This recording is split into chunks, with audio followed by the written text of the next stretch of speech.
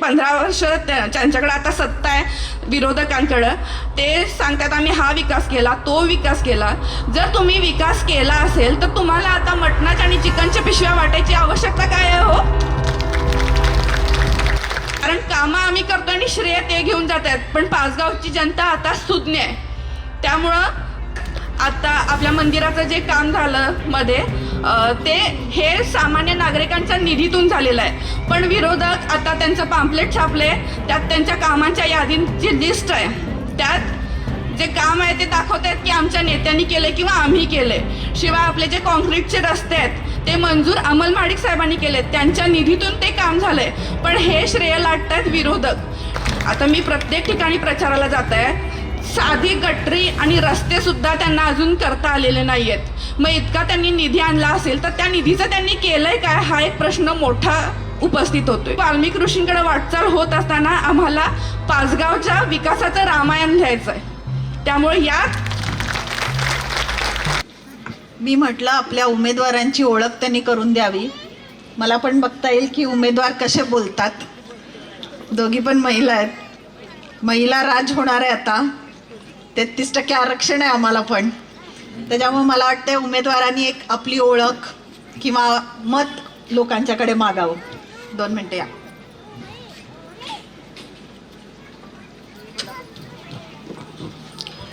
जोरदार टाळ्या वाजवून आपल्या ज्ञातनेसेनी वहिनींचं स्वागत करूया. नमस्कार. अखंड हिंदुस्थानचे आराध्य दैवत छत्रपती शिवाजी महाराज, धर्मरक्षक नरशार्दूल छत्रपती संभाजी महाराज, माझा राजा लोकराजा शाहू महाराज यांना मानाचा मुजरा करते. स्त्री शिक्षणाचे पुरस्कर्ते महात्मा ज्योतिबा फुले, क्रांतीज्योती सावित्रीबाई फुले, राजमाता जिजाऊ माँसाहेब, विश्वरत्न डॉक्टर बाबासाहेब आंबेडकर, लोकशाहीर अण्णाभाऊ साठे, तसेच माझे सासरे स्वर्गीय अशोकराव पाटील साहेब यांच्या स्मृतीस वंदन करते आणि माझे मनोगत तुमच्यासमोर व्यक्त करते. मंचावर उपस्थित मुलूक मैदानी तोफ अशी ओळख असणाऱ्या आमच्या लाडक्या वहिनी साहेब शौमिका महाडिक वहिनी साहेब, तसेच सासूबाई मनीषा पाटील आई साहेब, माझ्या प्रचारात किंवा माझ्या यशात सिंहाचा वाटा असणाऱ्या मनीषा वास्कर वहिनी साहेब, त्यांच्या सहकारिणी, माझ्या सर्व सहकारिणी ज्या प्रचारात इथं माझ्यासमोर सोबत फिरतायत, आणि मंचावर उपस्थित इतर सर्वच मान्यवर आणि ज्यांच्या आशीर्वादाने मी आज इथं उभी आहे असे तुम्ही सर्व ज्येष्ठ नागरिक, माता भगिनी, तसेच तरुण तरुणी या सर्वांचंच मी स्वागत करते. मी आज तुमच्यासमोर उभी आहे हे फक्त भाजपचे एक उमेदवार आणि प्रचारासाठी उभी नाही आहे, तर मला तुम्हाला हे सांगायचं आहे की तुमच्या साथीने मला या पाचगाव मतदारसंघाच्या विकासाचा एक क्रांतिकारी अध्याय सुरू करायचा आहे आणि म्हणून मी आज इथं तुमच्यासमोर उभी आहे. शिवाय हा विकास करताना आपल्या पाठीशी पाठबळ खूप मोठं आहे. म्हणजे आमचे लाडके आमदार अमल महाडिक साहेब असू देत, खासदार मुन्ना महाडिक साहेब असू देत, आपले चंद्रकांत दादा पाटील साहेब असू देत, यांचं पाठबळ आपल्या पाठीशी आहे. कारण आता सत्ता आपल्या भाजपची आहे. विरोधी नेते तुम्हाला कितीही सांगतील की मी हे करीन ते करीन, पण ते काहीही करू शकत नाहीत, कारण सत्ता आता आपल्या हातात आहे. म्हणजे केंद्रात भाजप आहे, राज्यात भाजप आहे, शेजारच्या कोल्हापूर महानगरपालिकेत सुद्धा आता भाजपची सत्ता आहे. त्यामुळे आता आपली जबाबदारी ही आहे की आपल्याला जिल्हा परिषद आणि पंचायत समितीमध्ये सुद्धा भाजपची सत्ता आणायची आहे. कारण आपण जर भाजपची सत्ता आणली तर थेट निधी तुमच्यापर्यंत पोहोचेल. कुठलाही विकास काम करायचं झालं, म्हणजे रस्ते गटर हे काहीही करायचं झालं तर सगळ्यात महत्त्वाची गरज असते ती निधीची गरज असते. आणि हा निधी आता फक्त भाजपचा उमेदवार किंवा तुम्ही जो निवडून द्याल प्रतिनिधी जो भाजपचा असेल तोच आणेल आणि थेट तो निधी तुमच्यापर्यंत पोहोचेल. त्याशिवाय आपले लाडके पंतप्रधान आहेत मोदीजी, त्यांनी तर आपला देश उच्च स्थानावर नेऊन ठेवलेला आहे. म्हणजे पहिल्या 5 ज्या अर्थव्यवस्था आहेत त्यात भारत देश गणला जातोय. आपल्या राज्याचे मुख्यमंत्री आहेत ज्या आपल्या विविध योजना आपल्यासाठी आणत आहेत, सगळ्यात फेमस ही जी योजना झालेली आहे लाडकी बहीण योजना, अशाच अनेक योजना आहेत जे भाजप सरकार आपल्यापर्यंत आणतंय. इथून 15 वर्षापूर्वीचा जर इतिहास आपण बघितला, काँग्रेसची सत्ता असताना कितपत योजना आपल्याला माहीत होत्या किंवा आपल्यापर्यंत पोहोचत होत्या.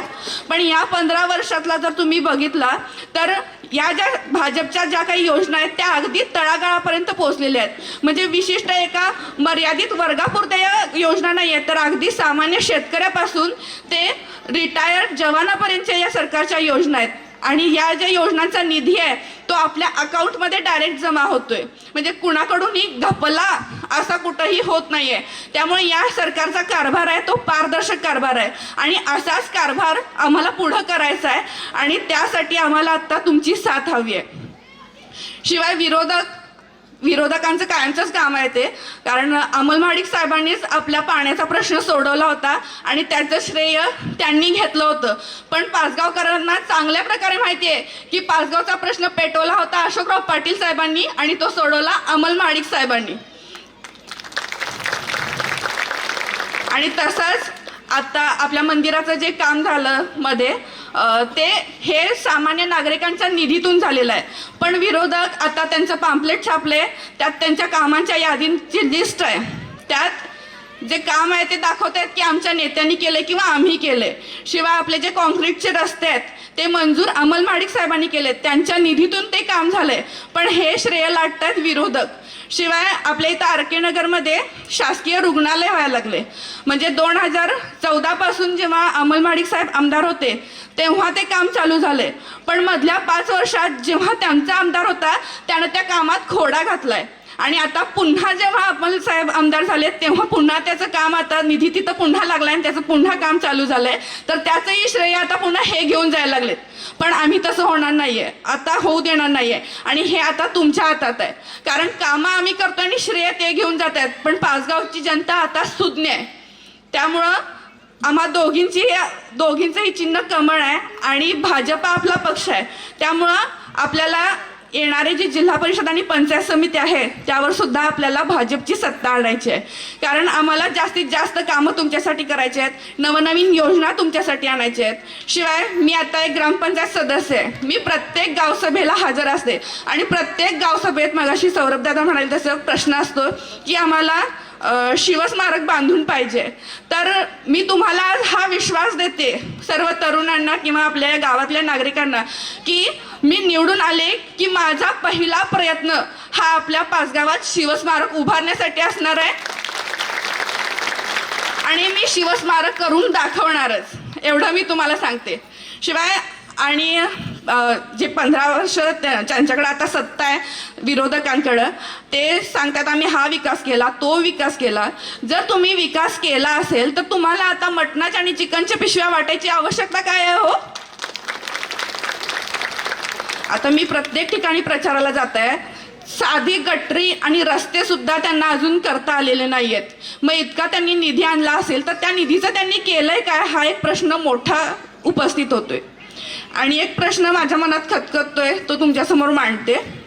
गेले काही दिवसांपासून विरोधी जे उमेदवार आहेत त्यांचे जे भाडेकरू वक्ते जे त्यांनी आणलेले आहेत, शेमडी मेकडी माणसं, ती माझ्यावर, माझ्या पार्श्वभूमीवर किंवा माझ्या घरातल्या व्यक्तींच्या पार्श्वभूमीवर बोलत आहेत. पण तुम्हाला वाल्या कोळी आणि वाल्मिकी ऋषी माहिती आहेत ना हो?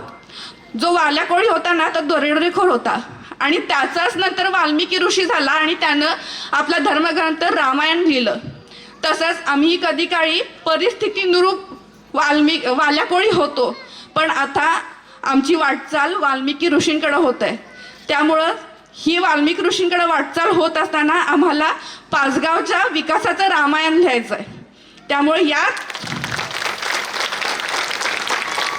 यात आम्हाला तुमची साथ हवी आहे. त्यामुळं माझी तुम्हाला कळकळीची विनंती आहे, येत्या 7 तारखेला सर्वजणांनी घरातून बाहेर पडा. आपल्याला संविधानानं मूलभूत हक्क, मूलभूत अधिकार दिलाय मतदानाचा, तो आपण बजावूया. आमच्या दोघींचंही कमळ चिन्ह आहे कमळ. त्यामुळं भरघोस मतदान करून आम्हाला विजयी करा. आम्हाला आत्ता तुम्ही एक संधी द्या, त्या संधीचं सोनं केल्याशिवाय आम्ही राहणार नाही, इतका तुम्हाला विश्वास देते आणि थांबते. जय हिंद, जय महाराष्ट्र, जय श्रीराम.